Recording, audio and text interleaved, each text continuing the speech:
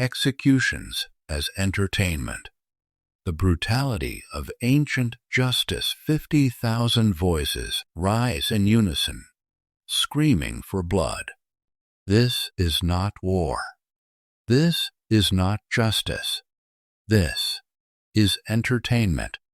Welcome to humanity's darkest show, where death became spectacle, where justice transformed into theater, and where entire civilizations gathered to cheer for the end of human life. What we have to understand is that for ancient civilizations, public execution wasn't just about punishment. It was the ultimate form of mass entertainment. The Super Bowl of the ancient world. The Roman phrase, panem et circenses, bread and circuses, reveals the cynical truth. Keep the masses fed and entertained, and they'll never question your power. But Rome was not alone in this appetite for death. Across the ancient world, civilizations competed to create the most spectacular, most brutal forms of public execution. In ancient China, the art of execution reached levels of creativity that would make modern horror writers weep. Meet Lingqi, the death of 1,000 cuts. Lingqi wasn't just execution. It was performance art. The executioner was like a surgeon, keeping the victim alive for hours while slowly removing pieces of flesh. The crowd would place bets on how long the victim would survive. Street vendors sold snacks.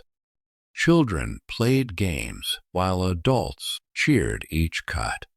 But perhaps no civilization elevated execution to higher art than the Aztecs.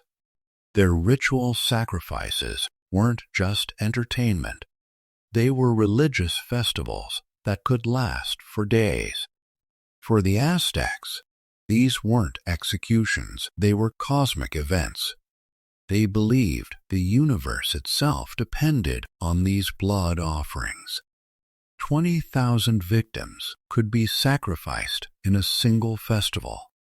Hearts were ripped from living chests while crowds danced and sang. The blood would flow down temple steps like crimson rivers. The Egyptians perfected a different kind of spectacular death, being devoured alive by sacred crocodiles. Thousands would line the riverbanks, cheering as victims were thrown to the massive reptiles. Betting pools would form on which crocodile would strike first. Even the philosophical Greeks, inventors of democracy, had their own taste for execution entertainment. The hemlock poisoning was almost civilized compared to other methods. But for common criminals, the Greeks preferred more spectacular methods. Being torn apart by wild horses drew massive crowds to the hippodrome. What fascinates historians is how ordinary people became bloodthirsty spectators. Mass psychology took over individual moral judgment, disappeared in the mob mentality. The Vikings created perhaps the most psychologically terrifying execution method, the blood eagle. The blood eagle involved cutting the ribs away from the spine and pulling the lungs out to create wings. The victim had to remain silent or forfeit their place in Valhalla. Viking audiences would judge the victim's courage. A silent death brought respect. Screaming brought eternal shame. Medieval Europe inherited this appetite for death entertainment. Public hangings drew larger crowds than royal weddings. Execution Day was like a carnival. Food vendors, pickpockets, prostitutes, and families with children all mingled in the bloodthirsty crowd. The French Revolution turned execution into industrial entertainment.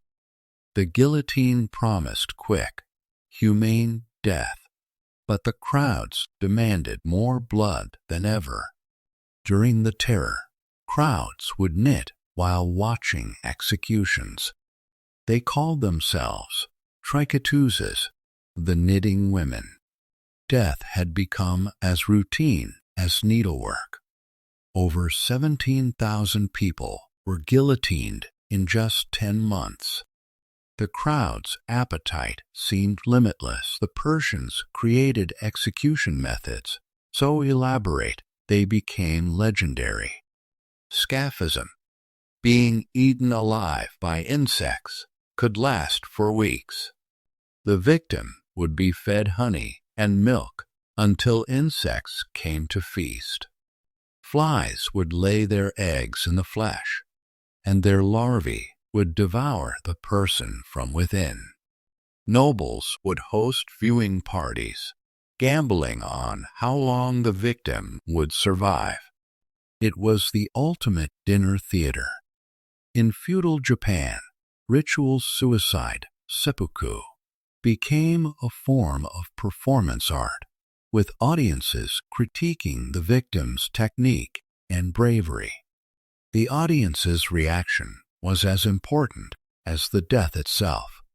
A good seppuku performance could restore family honor for generations. Even America's Wild West turned hangings into community events. Entire towns would shut down for a good execution. Photographers would sell souvenir photos. Hotels booked solid. Execution Day brought more visitors than Christmas. What's terrifying is how normalized this became. Multiple generations grew up thinking public execution was not just acceptable, but necessary for social order. Crucifixion, burning at the stake, drawing and quartering, impalement, flaying alive. Each civilization tried to outdo the others in creative cruelty. These practices remind us why human rights law exists. When we dehumanize criminals, we dehumanize ourselves. Today, most civilized nations have abolished public execution. Yet, the appetite for violence as entertainment hasn't disappeared. It's simply moved to screens and stadiums.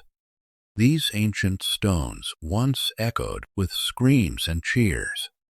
They remind us that the line between civilization and savagery is thinner than we like to believe.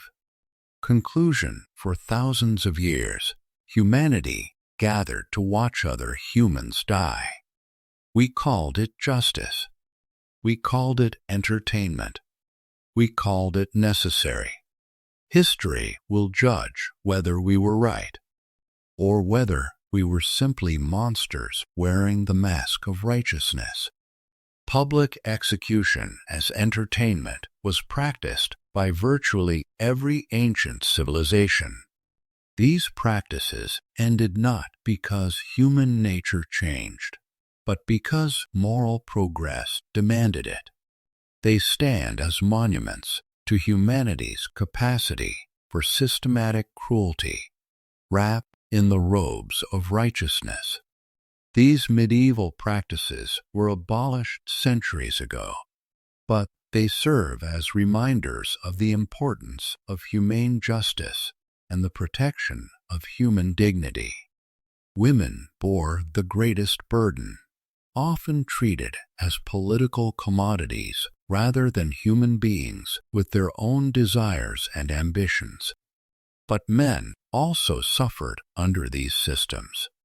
Elite males found their marriage choices constrained by political necessity, while common men faced laws that made marriage economically impossible without imperial approval.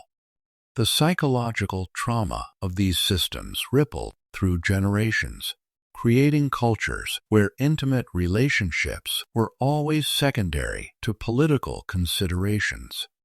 As we survey the ruins of these ancient empires, their monuments to power crumbling into dust, we might think their systems of sexual control died with them. But the legacy lives on.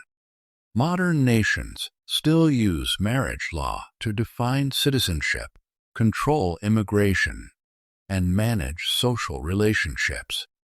The tools may have evolved, but the fundamental insight remains. Controlling sexuality means controlling society. The ancient empires discovered that the most effective chains aren't made of iron. They're made of desire itself. When you control who people can love, you control who they are. Perhaps most chilling is how willing people were to accept these systems. The promise of social status, economic security, and imperial protection made sexual submission seem like a reasonable trade.